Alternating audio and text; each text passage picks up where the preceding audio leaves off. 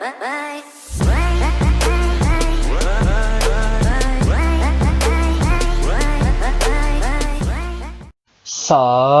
tout le monde, comment allez-vous? Moi ça va plutôt bien. Aujourd'hui on se retrouve pour une nouvelle histoire de rappeur. Aujourd'hui on va parler de Big Pun, voilà, ouais, Big Pun.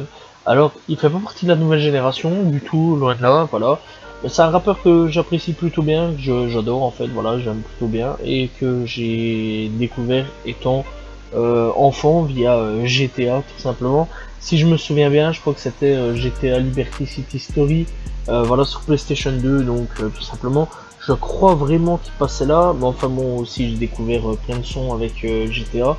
Clair, net et précis, GTA ça a vraiment été une grosse base pour moi à ce niveau-là, au niveau rap US. Bref, donc Big Pun avec comme surnom Big Punisher, de son vrai nom Christopher Lee Rios, né le 10 novembre 1971 à New York et est mort tout simplement le 7 février 2000 à White Plains, est un rappeur américain d'origine portoricaine actif dans les années 1990.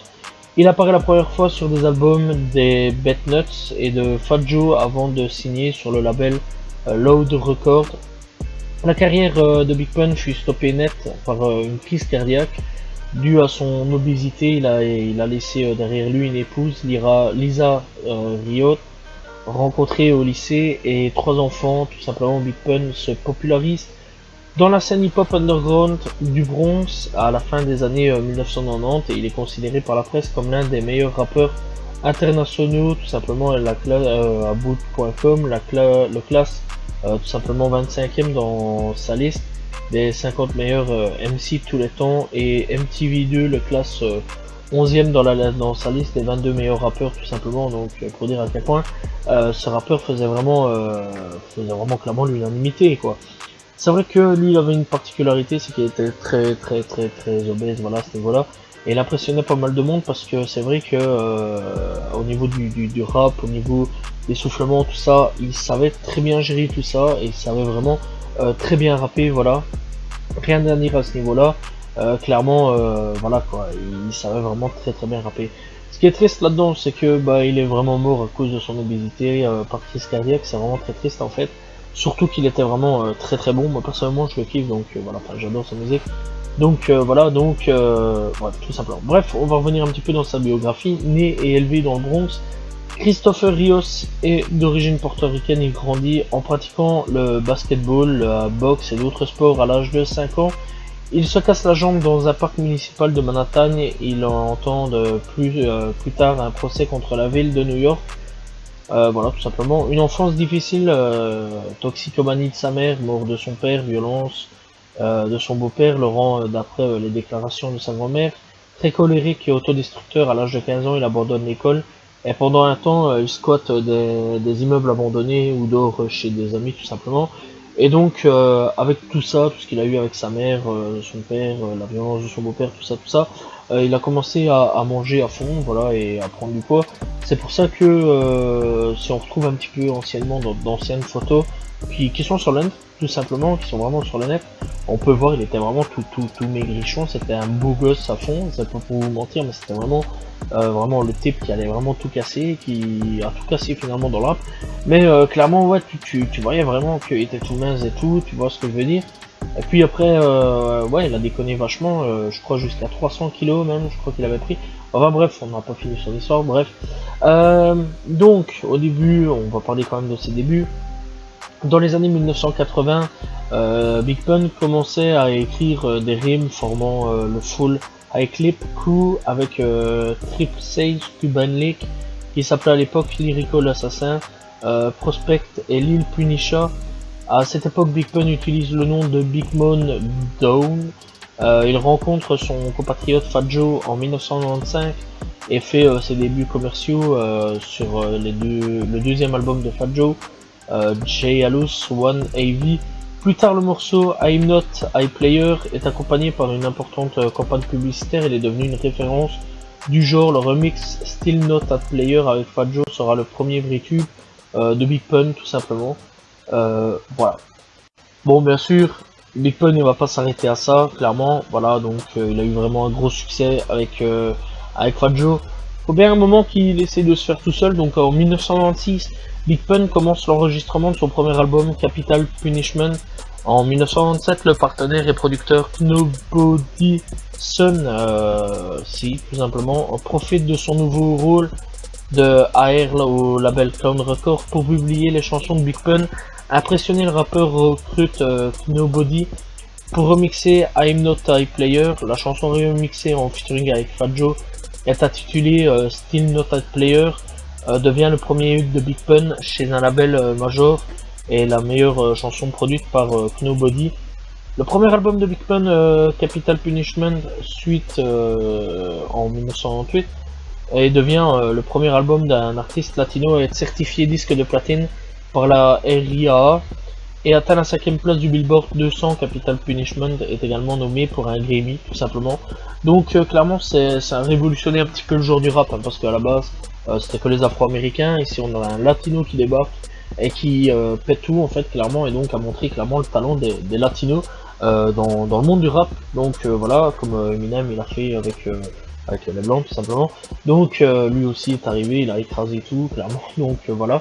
Et clairement, ouais, Big Pun, il a clairement révolutionné le rap quelque part, hein, pour les latinos aussi. Donc après tout ça, on aura Big Pun qui rejoindra ensuite le groupe Terror Squad, fondé par Fat Joe et basé à New York. En 1999, ils publient leur premier album, The Album, et ce n'est pas succès commercial. Bah, l'album est plutôt bien accueilli par la critique après tout ça. Donc voilà, alors ouais, j'ai pas fini, donc voilà. Donc en dépit, donc au niveau de son décès tout simplement, donc en dépit de son adolescence sportive, Big Pun lutte contre son poids pendant la majeure partie de sa vie. Celui-ci aussi entre 200 et 310 kg, donc ça je l'avais déjà dit précédemment. Sur les conseils de Fat Joe, il s'inscrit à un programme de perte de poids à l'université Duke en Caroline du Nord et il perdra près de 36 kg. Mais il arrêtera le régime avant la fin et retournera à New York et en regagnant du poids qu'il avait perdu tout simplement, ce qui est très fort dommage. Le 7 février 2000, Pun succombe à une crise cardiaque foudroyante alors qu'il est en famille au Crown Plaza Hotel de White Plains. Le décès de Pun est annoncé à l'hôpital au jour de sa mort tout simplement. Il avait atteint le poids maximum de 311 kg et il est inhumé le lendemain. Big Pun laisse derrière lui son épouse Lisa et 3 enfants, tout simplement Amanda, Vanessa et Christopher Junior tout simplement.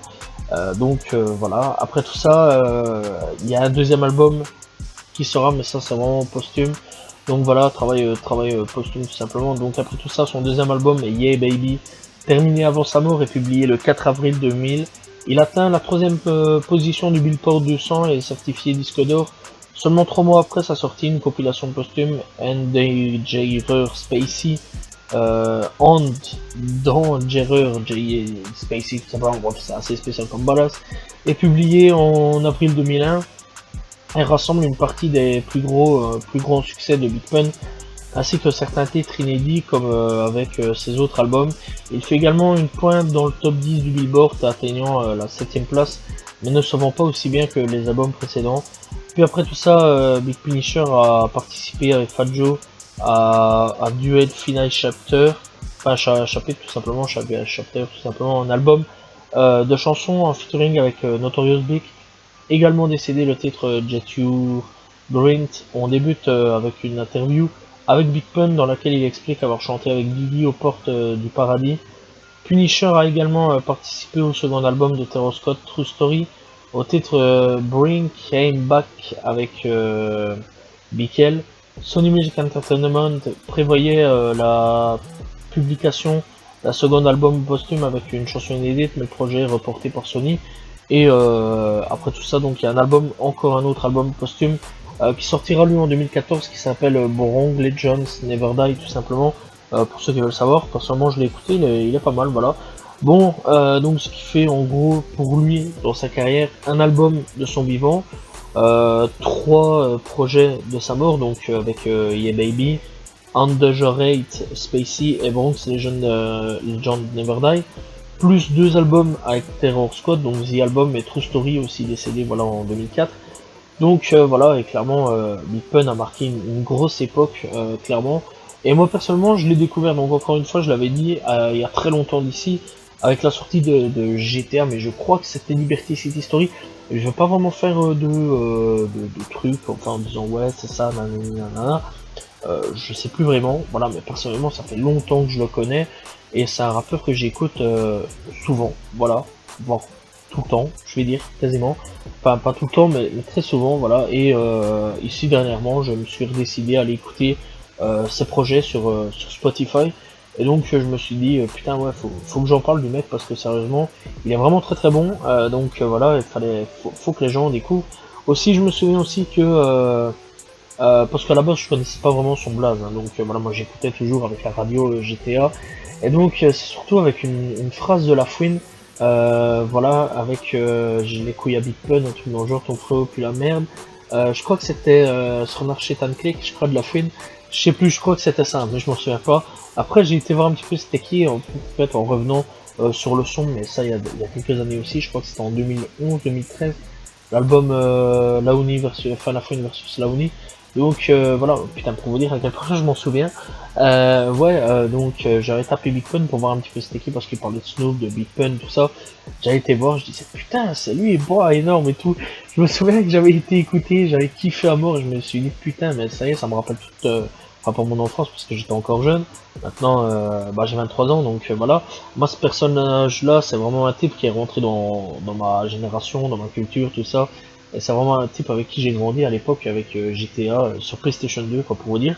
Alors bon, personnellement, au niveau du son, celui vraiment que j'ai plus entendu, c'est Still Not a Player, bien sûr. Voilà, il y a d'autres sons, hein, bien sûr, il y a Twist, il y a You Ain't I Killer, il y a... Il y en a plusieurs, hein, avec Donald Jones, It's So Hard. Voilà, il y a la Terror Squad, bien sûr, hein, des sons avec Terror Squad. Bref, il y a vraiment plein de sons de lui sur YouTube, aussi sur Spotify. Voilà, n'hésitez pas aussi à aller écouter Fat Joe, c'est pas mauvais du tout, c'est même excellent. Donc voilà, j'espère que vous avez apprécié en tout cas son histoire. N'hésitez pas à proposer un rappeur, tout simplement, je ferai l'histoire, c'est pas un problème. Voilà, nouvelle, ancienne génération, il n'y a aucun problème là-dessus. Mais si c'est ancienne génération, laissez-moi le temps vraiment d'aller écouter les albums, projets ou quoi aux caisses, parce que clairement, je préfère donner mon avis en écoutant les projets. Donc voilà, nouvelle génération, par contre, j'ai beaucoup plus écouté les projets tout simplement. Donc voilà, n'hésitez pas à commenter, liker, partager, je réponds toujours aux commentaires. On se retrouve demain pour une nouvelle vidéo. Salut tout le monde, ciao ciao.